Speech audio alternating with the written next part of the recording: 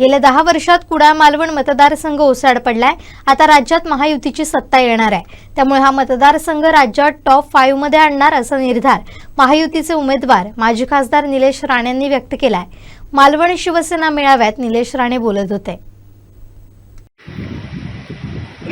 येणाऱ्या 20 तारखेला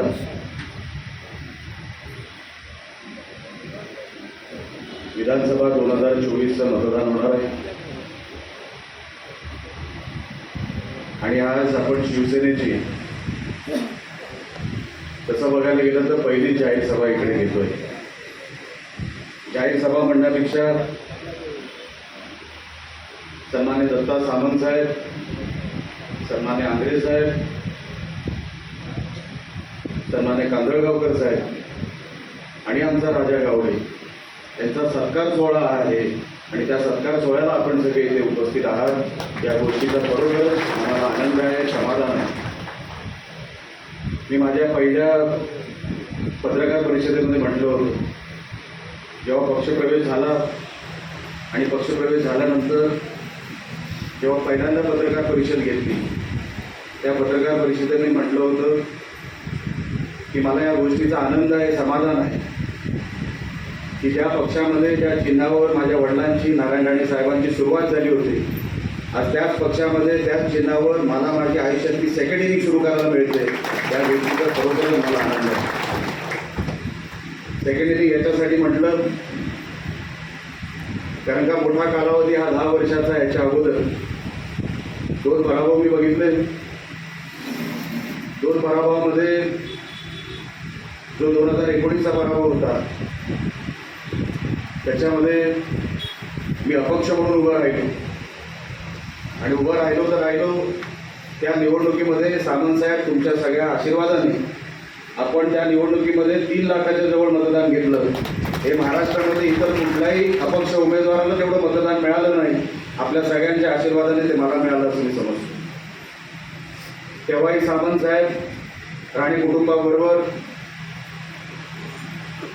असे उभे होते, तेव्हा अनेक लोक सोडून जात होते आणि तेव्हा माझं आणि त्यांचं कुठेतरी आमची भेट झाली आणि आम्ही असे 4-5 जण, मला वाटतं साटविलकर साहेब होते आणि बाकीचे सगळे 5-6 जण होते आणि त्याच्यामध्ये सामंत साहेबांनी सांगितलं की निलेश, मला अनेक ऑफर येतात, मला अनेक ऑफर येऊन गेल्या, आमदारकीच्या येतात, अमुक येतात, तमुक येतात, पण मी म्हटलं बघू तरी काय होतं, सगळं केलं तरी चालेल, मी एकटा राहील राणे साहेबांबरोबर असे म्हणणारे आमचे दत्ता सामंत। एकटा राहील, बघू तरी काय होतं, होऊन काय होणार आहे, ह्याच्यापेक्षा वाईट काय होणार आहे।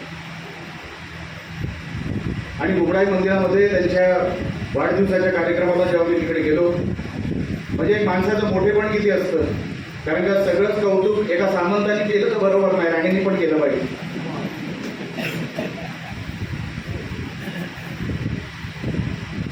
त्यांच्या वाढदिवसाच्या कार्यक्रमाला मी गेलो आणि त्या वाढदिवसाच्या कार्यक्रमाला ते असे बोलले की माझ्याकडे अनेक ऑफर येतात, अनेक नेते येतात, त्यांच्या घरापर्यंत अनेक मंत्री किती काय कोण येऊन गेलं, मला सगळं सांगितलं त्यांनी आणि राणे साहेबांनी सगळं सांगितलं।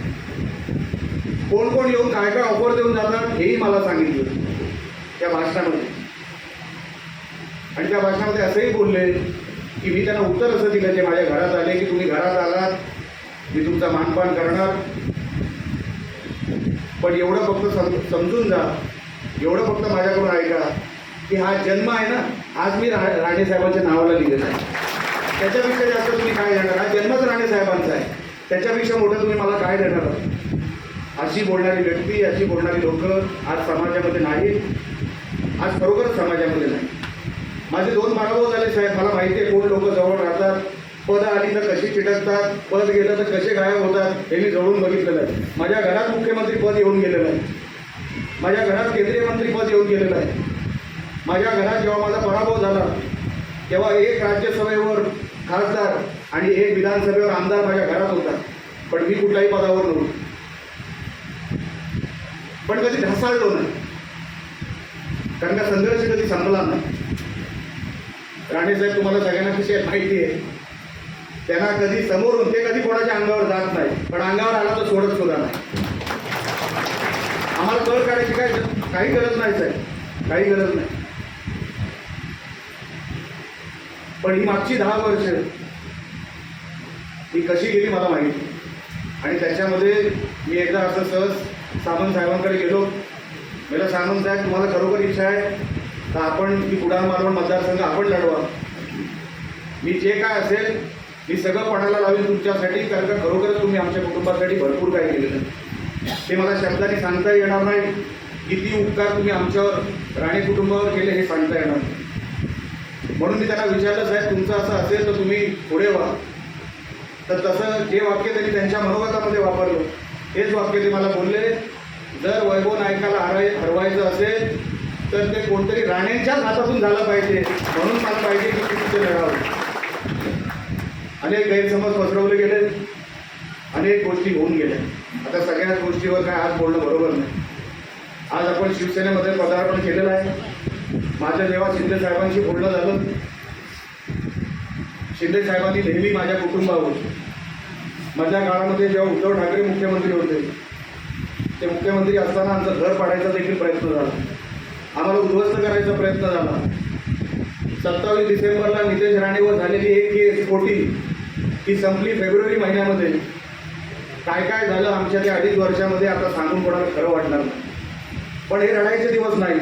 आणि आम्ही राणे म्हणून कोणाला सांगायलाही गेलेलो नाही की आमचं घर कसं पाडायचा प्रयत्न झाला, कसे आमच्या मागे हेर ठेवण्यात आले, कसं आम्हाला उद्ध्वस्त करण्यात आलं, सुपाऱ्या देण्यात आल्या की काही करा पण राणेमध्ये एक कोणतरी सापडला पाहिजे. एकाला सापडला तर ते बाकीचे 3घही उद्ध्वस्त होतील, घर उद्ध्वस्त होईल. असं 2.5 वर्ष निघून गेले. त्याच्या अगोदरची 5 वर्षही सत्तेमध्ये आम्ही नव्हतो. असं करता करता तुमच्या सगळ्यांच्या आशीर्वादाने खरं तर शिंदे साहेबांना मनापासून मी आभार व्यक्त करतो. 2 वेळेला पराभव झालेला एक उमेदवार फक्त गेले त्यांनी सांगितलं तुमच्या सगळ्यांच्या आशीर्वादाने, सामंत साहेब असतील, आमचे बबन शिंदे असतील, आमचे संजय आंग्रे असतील, यांनी सांगितलं नाही साहेब उमेदवार पाहिजे तर निलेश राणे पाहिजे. मी मनापासून त्यांचे आभार व्यक्त करतो. आमचे महेश राणे असतील, सगळे आमचे. मी कोणाचं नाव राहिलं असेल तर माफ करा, माझ्यावर राग आता काढू नका. जो काय काढायचा आहे तो ते 24 तारखेला काढा, रिझल्ट नंतर काढा. आता राग काढू नका, कारण का हे दिवस नाही. विचार करा, या मागच्या 10 वर्षामध्ये, मागच्या 2.5 वर्षामध्ये उद्धव ठाकरे आपल्या मुख्यमंत्र्यांबद्दल काय काय बोलले, इकडचे स्थानिक आमदार आपल्या मुख्यमंत्र्यांबद्दल काय काय बोलले, आपल्या पंतप्रधानांबद्दल काय काय बोलले. ही विसरायची वेळ नाही. ही निवडणूक आमची आणि त्यांची नाही आहे. महेश कांदळगावकर साहेब जसं बोलले की मालवणमध्ये ते ज्या पक्षात होते सांगून देखील न्याय मिळत नव्हता, बोलून देखील न्याय मिळत नव्हता. आमदार या पदाचा वापर हा कसा केला जातो हे जेव्हा समोरच्याला माहीत नसतं ना, तेव्हा अशी लोक तळमळ त्यांना फक्त शहराची आहे. माझी भेट त्यांना फक्त मला वाटतं 3 ते 4 वेळा झाली साहेब आपली भेट. पण जेव्हा महेशजी मला भेटले ते फक्त मालवणच्या विकासासाठी भेटले. इतर कुठलाही प्रश्न मला त्यांनी सांगितलेला नाही की साहेब अमुक करावं लागेल, साहेब तो पोल पडलेला आपल्याला तो उभा करावा लागेल. आज पण संध्याकाळी बैठक आहे.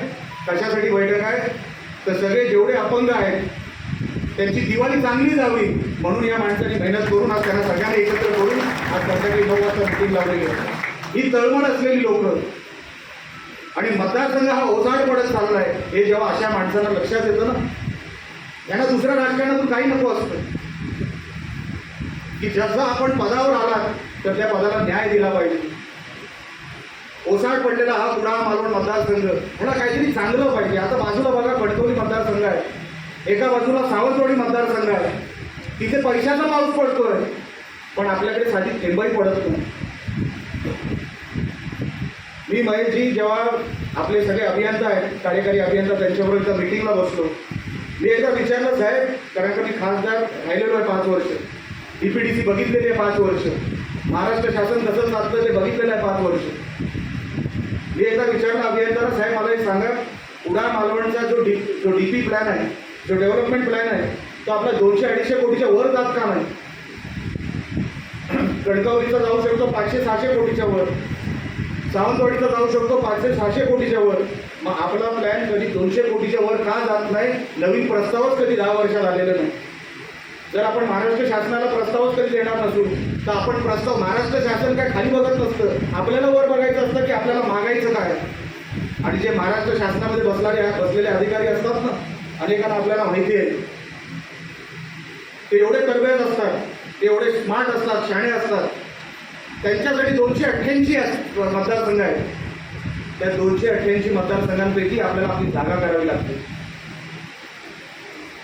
त्या 288 मतदारसंघामध्ये हा आमदार कोण आहे हे सांगायची गरज पडता कामा नाही.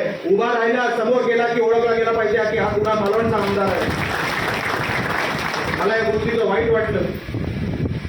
जेव्हा महाविकास आघाडीचं सरकार आलं होतं तेव्हा सुप्रिया ताई विधानसभेच्या बाहेर उभ्या होत्या आणि सगळ्या आमदारांना आतमध्ये घेत होते. फक्त आमदारांनाच आतमध्ये जायची एंट्री होती. सुप्रिया ताई सांगत होत्या की तो आमदार आहे कुणा मालवणचा, वैभव नाही त्याला आतमध्ये पाठव. ही परिस्थिती आपण बघितली, ही परिस्थिती बघितली आपण. म्हणजे सांगावं लागतंय की हा कोण आहे माणूस. आपण साहेब आज पदावर नाही, कोणच नाही, तरी महाराष्ट्राच्या तुमच्या सगळ्यांच्या आशीर्वादाने महाराष्ट्राच्या कुठल्याही कोपऱ्यात उभा राहिला तो कोण उभा आहे तर झटकन लक्षात आलं पाहिजे असं आपण त्याचे निर्माण करून उभं राहिलं. ओळख सांगायची गरज नाही, कारण का आपण कामाने मतं मागतो. या 2.5 वर्षामध्ये सन्माननीय मुख्यमंत्री साहेबांनी, सन्माननीय फडणवीस साहेबांनी जो आम्हाला निधी दिला, जो फंड दिला, जो तळागाळापर्यंत आम्हाला पोहोचवता आला, जो शहरामध्ये नगरोत्थानच्या माध्यमातून आम्हाला पोहोचवता आला. साहेब, करोडोचा निधी म्हणजे आपल्याला माहिती आहे, 6.5 कोटीचा निधी मालवण शहराला याच्या अगोदर कधीच आला नाही. तो पहिल्यांदा आपल्याला दिला, तो सन्माननीय शिंदे साहेबांनी दिला मुख्यमंत्री असताना. जवळपास 5.5 कोटीचा निधी. हा सगळा जो काय लेखाजोखा आहे ना तो आपल्याला पुढच्या सगळ्या सभेमध्ये मांडायचाच आहे. पण हा सत्कार सोहळा, आज ही सगळी मोठमोठी लोक आपल्या पक्षामध्ये आलेली आहेत. मला राणे साहेबांच्या ज्या आठवणी आहेत शिवसेनेमध्ये असताना त्या अनेक वेळेला याचा मी चिन्ह बघतो. पहिली पत्रकार परिषद घेतली मी, माझी 10-12 मिनिटाची होती. भारावून गेलो. ती अशी देवानी माणसं दिली मला. निलेश राणे म्हणून काय दिलं देवानी तर जवळपास सगळंच दिलं.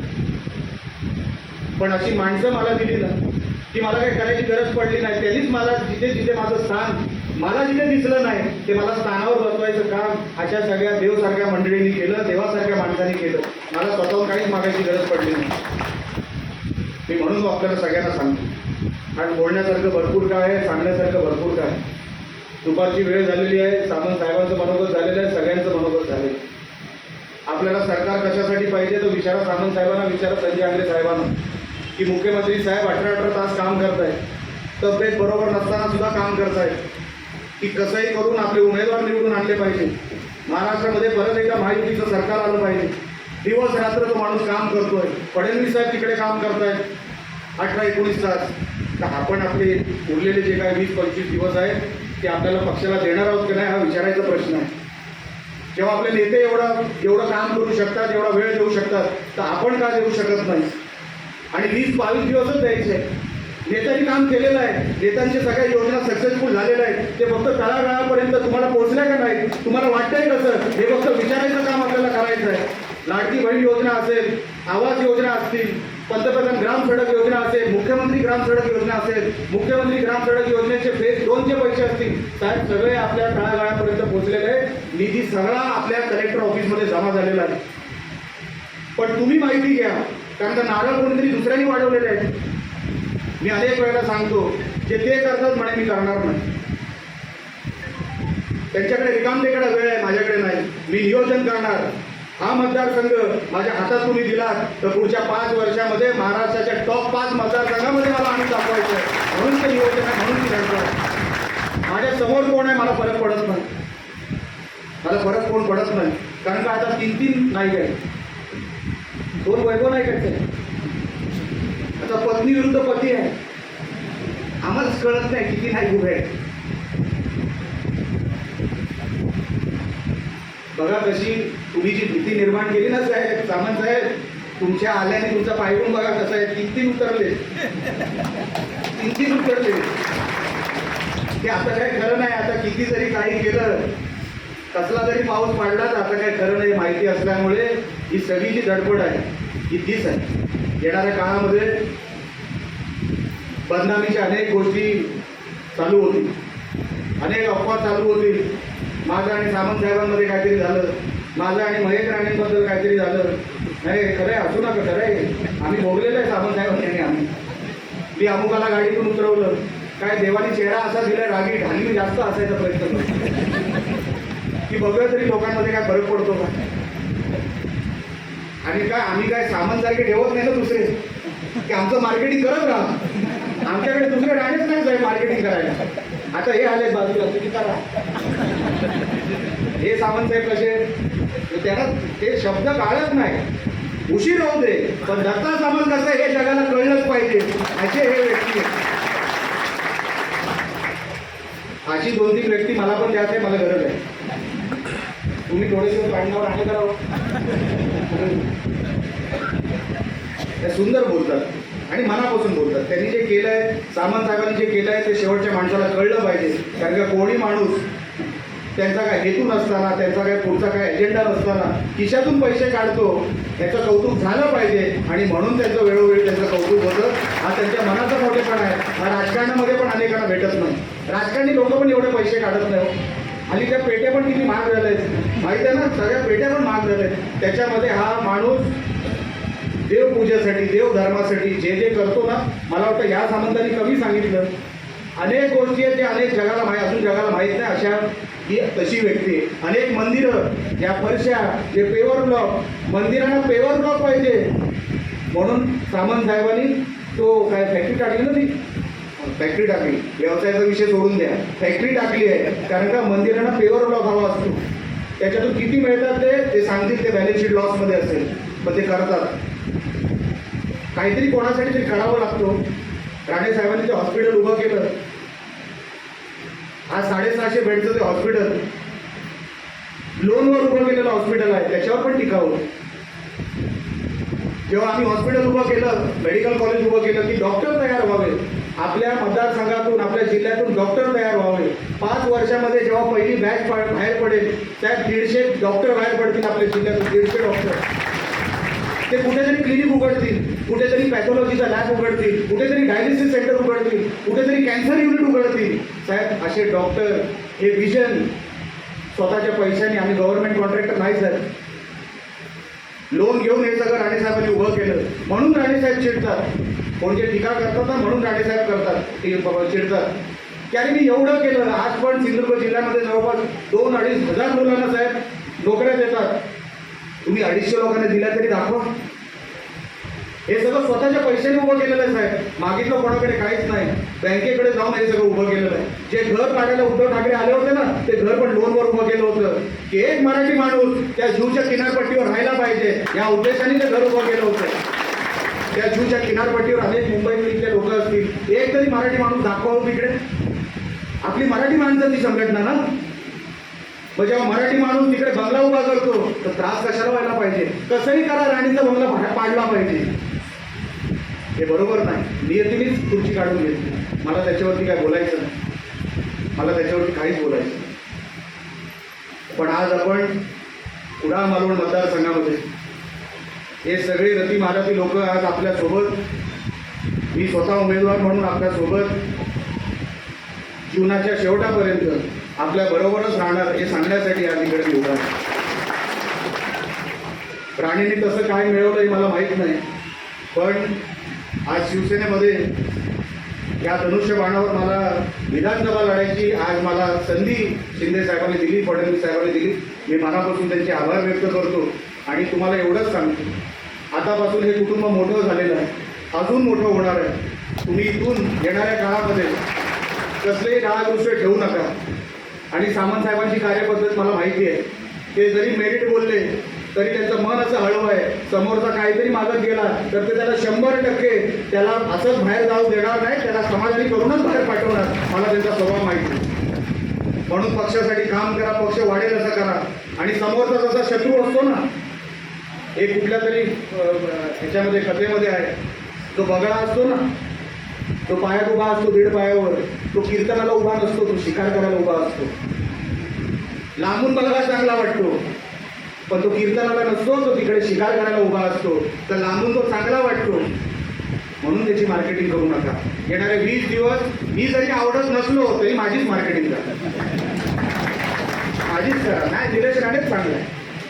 तो तुम्हाला आवडत नसेल तरी 20 दिवस सांगा, शिंदे साहेबांकडे बघा आणि माझं करा, पण ते करा. कारण का आपण काय करतो, आपण दुसऱ्याची चर्चा जास्त करतो की त्यांनी असं केलं, त्यांनी तसं केलं. साहेब, त्यांनी किती जरी काय केलं ना, माझा 1 रुपया जास्तच असणार, लक्षात ठेवा. तुम्ही कसलीच काळजी करू नका. म्हणून तुम्हाला विनंती करण्यासाठी इथे मी उभा आहे. जास्त वेळ आपल्याशी बोलणार नाही. आपण सगळे इकडे मोठ्या संख्येने आलात, या सगळ्या मान्यवरांचा सत्कार करायला आलात. मी परत एकदा सामंत साहेब, आंग्रे साहेब, कांदळगावकर साहेब, आमचा राजा गावडे आमच्यावर क्रिकेट खेळलेला आहे. आज उपजिल्हा प्रमुख झालास तू, मनापासून तुझे अभिनंदन करतो, तुला शुभेच्छा देतो. आता तू मैदानात उतरला पाहिजे, जसा पूर्वीसारखा मैदानात उतरायचा. मधल्या काळात नव्हताच तू, आता परत उतर माझ्यासाठी आणि सामंत साहेबांसाठी. आता तुला उतरावं लागेल. आणि हा जेव्हा उतरला तर बाकी कोणाला त्या विभागाचं काम सांगावंच लागत नाही, असा कार्यकर्ता साहेबांनी ते उपजिल्हा प्रमुख केलेला आहे. मला मनापासून, माझा एक क्रिकेटर साथी तुम्ही उपजिल्हा प्रमुख केला, मी मनापासून आपले आभार व्यक्त करतो.